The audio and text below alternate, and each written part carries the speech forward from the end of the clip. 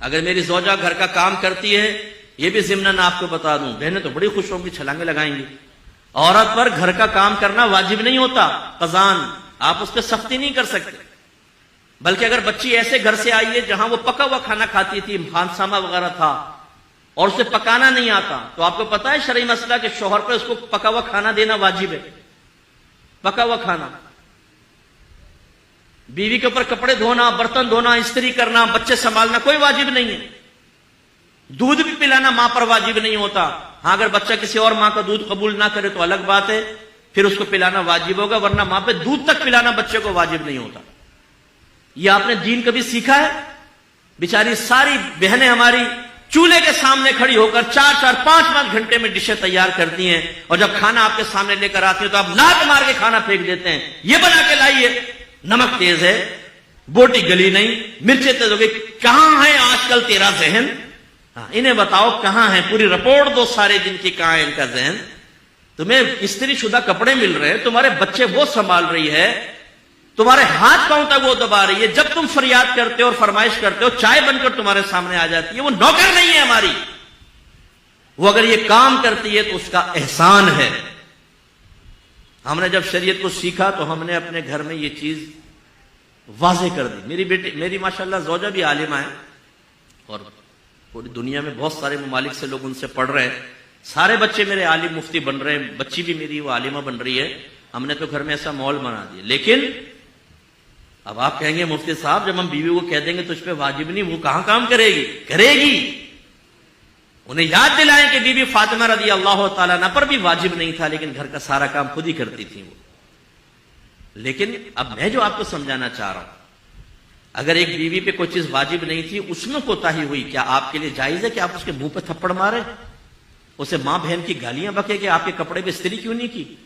اگر وہ چائے بنانا بھول گئی تو کیا آپ کے لیے جائز تھا اس کو لات مارنا؟ اگر ہے تو لائیے شریعت کی دلیل پیش کریں، ورنہ میدان محشر میں گرفت کے لیے تیار رہیں. اللہ تعالیٰ نے ایک آزاد مخلوق کو آپ کے تابع کیا ہے، وہ غلام یہ کنیز نہیں تھی، آزاد مخلوق کو آپ کے تابع کیا ہے. اس کا کیا مطلب ہے؟ وہ آپ کی کوئی غلام یہ کنیز تو نہیں بن گئی کہ آپ جس طرح چاہیں اس کے ساتھ رویہ اختیار کریں. میدان محشر میں حساب کتاب ہوگا. میرے آقا نے اپنے آخری خطبوں میں اہم ترین باتیں کی. اسی سے اندازہ کر لیں کہ کتنی اہم بات ہے کہ سرکار نے ارشاد فرمایا، اللہ تعالیٰ نے تمہاری بیویوں کی شکل میں ایک کمزور مخلوق کو تمہارے تابع کیا ہے. میں تمہیں تمہاری بیویوں کے معاملے میں ہمیشہ تمہیں اللہ سے ڈراتا ہوں، تم اللہ سے ڈرتے رہنا، ان پر ظلم مت کرنا. حضرت عمر فاروق رضی اللہ تعالیٰ نے کہا سرکار کی بارگاہ میں حاضر ہو، یا رسول اللہ جب تک ہم مکے میں تھے ہماری عورتیں ہمارے سامنے بولنے کی ہمت نہیں کرتی تھی، لیکن جب ہم مدینے میں آئے تو یہاں انصار صحابہ جو مدنی تھے ان کی ازواج ان کو جواب دیتی ہیں، یعنی کوئی ہے بات تو کوئی بدتمیزی نہیں، بہر ادب میں رہ کر. تو کل میری زوجہ نے بھی مجھے جواب دیا، سرکار مسکرا دیے، اور آپ نے شاید فرمایا کہ عمر عورتیں ٹیڑھی پسلی سے پیدا کی گئی ہیں، اگر ان کو سیدھا کرنے کی کوشش کرو گے تو یہ ٹوٹ جائیں گی، ان کو ایسے استعمال کرو. عمر فاروق رضی اللہ تعالیٰ عنہ 6.5 فٹ کا قد، یہ لمبے چوڑے لہیم شہیم، اور آپ کے کہہ رہے ہیں میری زوجہ میرے ساتھ ایسا کر رہی ہے. سرکار فرما رہے ہیں اللہ نے ان کو ایسا ہی پیدا کیا ہے. اس سے بھی ذرا سمجھیے، بعض اوقات زوجہ ایسی ہی ہوتی ہے کہ اگر وہ فرض کر لے کہ آپ سے کوئی بات سخت کہہ دی، کچھ کہہ دی، آپ کے نبی نے کتنی پیاری تلقین کی ہے، درگزر کرو.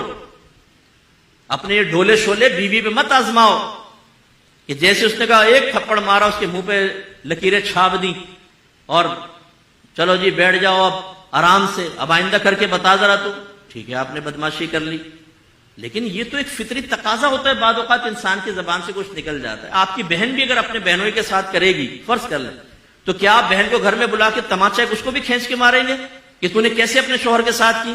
نہیں، آپ تو اس کا پردہ ڈھکیں گے. آپ کہیں گے بھائی یہ بتاؤ میری بہن گونگی ہے کیا؟ تم ظلم کرتے رہو، وہ سہتی رہے، خاموش رہے، کچھ نہ کرے. قربان جائیں آپ کے اوپر. بہن آئی تو کچھ نہ بولے، بیوی آئی تو منہ سیدھو اس کا. بالکل ہمارے گھروں میں یہ جو غلط چیزیں چل رہی ہیں، حد اعتدال سے آگے نکل جانا، اس کی طرف فکر کرنی چاہیے. لیکن میں نے کہیں غلط اس کو رخ نہ لے جائیں تو میں ایک آپ کو سنا دیتا ہوں ایک بات بھی. ایک بھائی نے کہا کہ یار میری بیوی کام ہی نہیں کر رہی گھر کا. جب اس کو کہا کہ کام کرو تو اس نے سنا دیے 2-4 کلپ کہ ہم پہ تو واجب ہی نہیں ہے گھر کا کام کرنا. تو پھر اس کو یہ ترکیب بتائے گی کہ تم ایسا کرو کہ اپنی زوجہ سے کہو کہ ٹھیک ہے تم پہ واجب نہیں، بالکل نہ کرو، لیکن شریعت نے مجھے دوسری شادی کرنے کی اجازت دی ہے اور دوسری بیوی میں اسی شرط پہ لے کر آؤں گا کہ گھر کی کام کرے گی، تم بالکل نہ کرو. پتہ چلا کہ بیوی نے کہا نہیں میں کرنے کے لیے تیار ہوں، تم یہ قدم نہ اٹھاؤ. تو یہ بہنوں کو بھی چاہیے دیانتاً گھر کا کام کرے. لیکن میں جو آپ کو سمجھانا چاہ رہا ہوں، اب یہ دیکھیں، میری والدہ ابھی فوت ہوئی ہیں، والد بھی تھے والدہ. ہم نے زوجہ کو صاف بتا دیا تھا کہ آپ پر ہمارے ماں باپ کی خدمت کرنا واجب نہیں ہے، لیکن ماں باپ سمجھ کے کریں گی تو آپ میرا دل جیتیں گی، ہماری دل جوئی ہوگی، خوشی ہوگی. نہیں کریں گی ہمیں کوئی شکوہ نہیں ہوگا آپ سے. یہ کلیئرلی ہمیں میسج دینا لازم ہے تاکہ ہمارے بچے بھی اس کو سیکھیں اور سمجھیں. تو آج اگر ہماری زوجہ گھر میں کوئی کام کرتی ہیں، زیادہ کام کرتی ہے، ہم دسترخوان پہ بیٹھے ہوتے ہیں، بچوں سے کہتے ہیں اپنی والدہ کا شکریہ ادا کرو کہ انہوں نے 4 گھنٹے چولہے کے سامنے کھڑے ہو کر تمہارے لیے کھانا بنایا، تمہارے کپڑے دھوئے ہیں، ہر چیز پہ شکریہ ادا کرتے ہیں، اس کی عادت بناتے ہیں تاکہ قدر و قیمت رہے.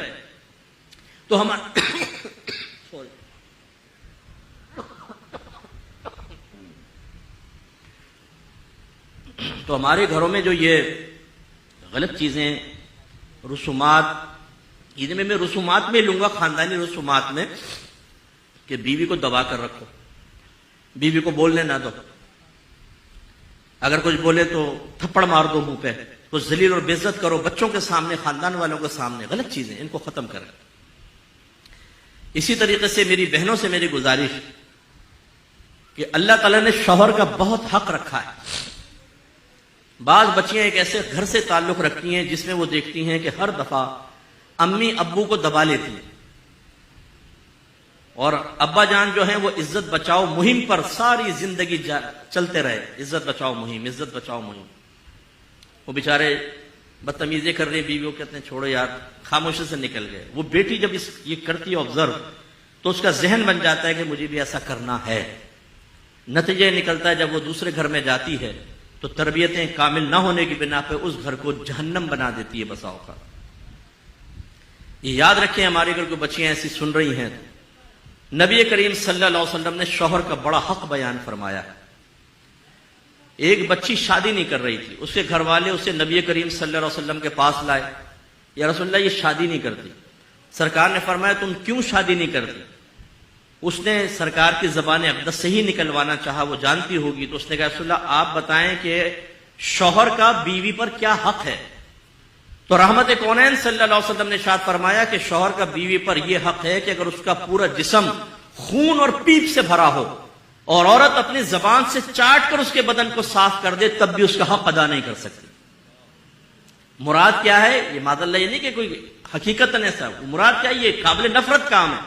یعنی عورت شوہر کا حق اسی وقت ادا کر سکتی ہے جب اس کی طرف سے آنے والی تلخیوں، کمیوں کے اوپر صبر کرے اور اللہ کی رضا کے لیے اس کا گزارا ساتھ دیتی رہے. اتنا حق رکھا ہے.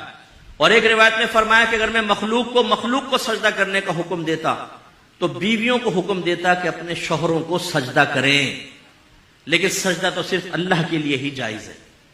اس سے ہماری وہ بہنیں ذرا درس حاصل کریں جو شوہر کو آنکھوں میں آنکھیں ڈال کے گفتگو کرتی ہیں، بعض اوقات تو گریبان پکڑ لیتی ہیں، ماں بہن کی گالیاں بکتی ہیں. ہمارے پاس تو کیسز آتے رہتے ہیں اس طرح کے بے شمار. وہ ایک بہن نے روتے ہوئے کہا مفتی صاحب میرے شوہر نے مجھے مارا پیٹا گالیاں بکیں. تو میں چونکہ تجربہ کار ہوں ان چیزوں کا، تھوڑا سا تجربہ کار سے مراد لوگوں کے مسائل سننے کے اعتبار سے، یہ نہیں کہ گھر میں کوئی تجربے کر رہا ہوں. تو میں نے ان خاتون سے کہا کہ آپ پہلے تو رونا بند کریں، پھر مجھے سچ سچ بتائیے گا آپ نے کیا کیا تھا. کہنے کہ میں نے بھی گریبان پکڑ کے کھینچا تھا اور گالیاں کڈی سی. لو جی بھیا آپ نے کیا کیا؟ یہ تو یہ ہمارے یہاں چل رہا ہے. ایک مخصوص کمیونٹی ہے ہمارے ملک میں، اس سے تعلق رکھنے والی ایک بچی تھی. اس نے اپنا بتایا کہ میں نے شوہر کو زمین پہ پٹک دیا اور چھری اس کی گردن پہ رکھ دی اور میں نے کہا دے 3 طلاق. اس نے 3 طلاقیں دے دی. مفتی صاحب ہو گئی 3 طلاقیں. اب بھولے پن کی انتہا دیکھیں آپ، اور اس کی شیرنی کی بہادری دیکھیں آپ. اب یہ لڑکی کیسے سے بہادر بن گئی؟ اپنی ماں کو دیکھا ہوگا، اپنی خالہ کو دیکھا ہوگا کہ ہر ایک نے لمبے ناخن رکھ کے منہ کے شوہر کے منہوں کو چھیلا ہے اور کچلا ہے، تو وہ بھی اس میں پڑ گئی.